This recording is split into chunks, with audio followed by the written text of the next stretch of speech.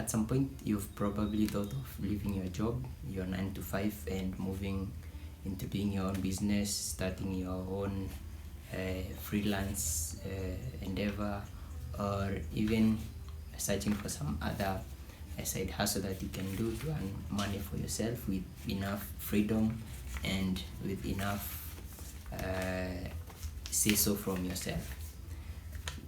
Although this is an idea that we all love and we all want to get there, sometimes it's not as easy as it looks, and you might get caught up in the hype and end up doing the wrong decisions, or end up taking a path that might ruin your next few years.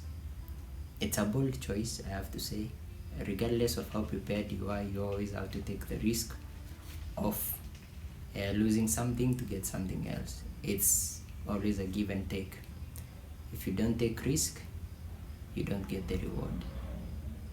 Hello guys, welcome to the channel. This is our episode 4. Thank you for keeping tuned. Thank you for watching.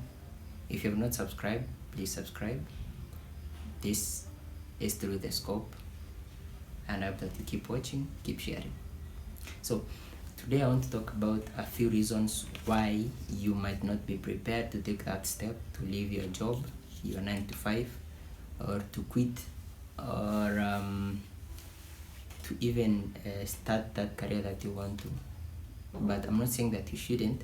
I'm just saying that you should perhaps take another few steps, re-strategize, and find a new path of how you can do both fast until you are able to move from your current employment to your own thing and be able to do it comfortably without losing some of the things that might be keeping you afloat. For example, your income, your connections, which is quite important, your relationship with your friends. So it might be important to first of all look at dual tasking, these two things, employment and your other career path. If it's freelancing, if it's your company that you're starting, you might want to balance them off a bit for a while before you move on to doing your own thing. So some of these reasons, first of all, we'll cover is you have to understand that entrepreneurship is not as easy as it looks. So although we all want to be entrepreneurs or solo entrepreneurs, it's not as easy as it looks, because you have to understand that being an entrepreneur means that most of the time, until things kick off, you will not be getting any pay. You might be running on fumes. You will have to be everything in your business, because at this point you don't want to go and open a business and then get 10 employees that you have no way of paying, or if you have a way of paying, you have to dig into your capital without any returns. So this is money that is going out without probably bringing as much in. So you will have to be your marketer, you will have to be your salesperson, you will have to be your manager, you will have to be your CEO, and you'll perhaps have to do a couple of other things that you did not know that you will have to do. So your time will be consumed greatly. You will have to learn a lot of skills, and you'll also have to be your go-to person. There is nobody else. So this might be trickier than you think, and you might want to grow your business fast before you get to a place where you have to depend on yourself solely. So the other thing is, if you quit your job, for example, and you're not going to be looking for a career path that you want to do on your own, and if you want to go and look for another job, it's not as easy as it looks to get another job. When you're in the job space and when you're working, sometimes it might seem like you can just opt from one job to the next and quit today and find the next job in the next 1 month or so. But in reality, if I have to be as realistic as possible, most of us will not find jobs probably in the next 5 to 10 months, and we will have to be knocking from door to door without any other hopes. So for this reason, then it will be prudent for you, if you want to quit today, you have to plan ahead and save enough money for you to survive for around those 5 to 10 months. You have to have an advance of around 10 months in rent, food, and other necessities that you might need. And given that perhaps your salary is not as lucrative as most of other people's salaries are, then you'll be looking at having to work for, say for example, you are earning around 30,000, you live in a house that costs you around 6,000, that is 24,000 in balance, you use around 10,000 in transport and food, you are left with around 14,000, and give miscellaneous cost of 4,000, and then you save around 3,000 or 4,000, you're left with around 5,000. So this 5,000 is what you're saving, so that you can be able to get around 60,000 in rent. That means you'll have to work for 12 months before you can save for the next 12 months for you to be able to be out of job without having to fall short in some things. The next thing that you might want to consider before quitting your job is, first of all, changing your lifestyle and downgrading a little bit from where you are at the moment. So if you are paying a house costing around 12,000, you might want to look into something like getting a house that costs you around 8,000 or 6,000 there, so that you can be able to live comfortably, knowing that you have a leeway for you to look for another job or to venture into something else that might not be as fast earning as your current position is. So then you might want to lay off a bit and figure out a way forward first before taking this step. The other thing is, most of the people that are working do not have side hustles. They don't have other passive incomes that can be generating for them money. So if you are planning to, then you might want to first of all create the possibility for you to be able to earn passively and to create other sources of wealth and income before you think of quitting. Think of it like a mini retirement. So when you are retiring, you want to have a source of income that continues over for a longer time, even after you are done with your work. So you might consider doing something like, say for example, blogging or vlogging, or you could consider starting a small business that you don't have to be there to run.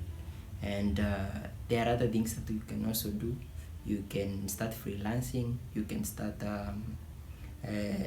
even a small company, for example, that for example deals maybe with the social marketing or other related things that can be earning you some money on the side, and then preparing you for your day of quitting, or preparing you for the day that you do not have that job. Because having a passive income is not just a way to prepare you to quit, it's also a way of preparing you for an eventual day that comes and your employer decides that you are not a valid member of the company, or you are not as valuable as you thought you are. So nobody is indispensable. The business is not yours. The business goes on even after you quit. The business goes on after you're fired. So it's always important to have a secondary source of revenue or a passive income source that will be able to generate you some good amount of money that can help you survive for the next few months, or even perpetually if it's a good source of revenue. If you're planning to quit to start your own job, always understand that entrepreneurship and being a business owner is not as simple as being employed. In employment, there are things that are guaranteed. For example, your salary is guaranteed at the end of the month. Your revenue is consistent, and when you move into the business world and become an entrepreneur, then you start to realize that it is guaranteed for your employees, but it's not so much guaranteed for you.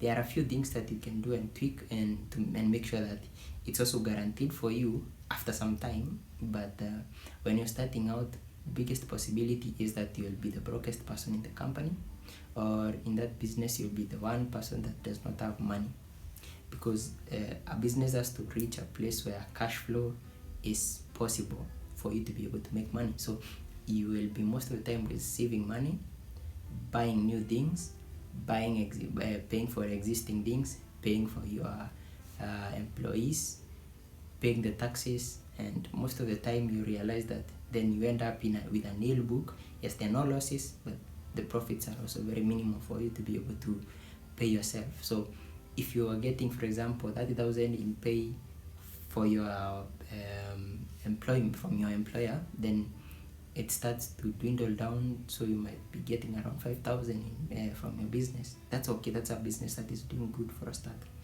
So I'm not saying that you should not quit your job. Please do understand that there are situations that call for you to quit your job. For example, if a job is affecting your mental state, please, for God's sake, do not go insane working for somebody.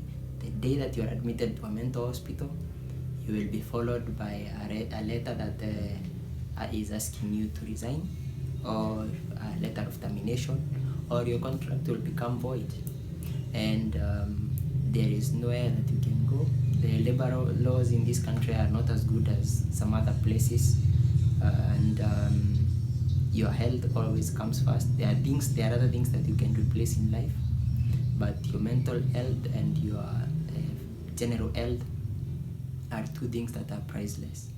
There is also the fact that if you don't feel fulfilled, and you want to explore something that makes your blood run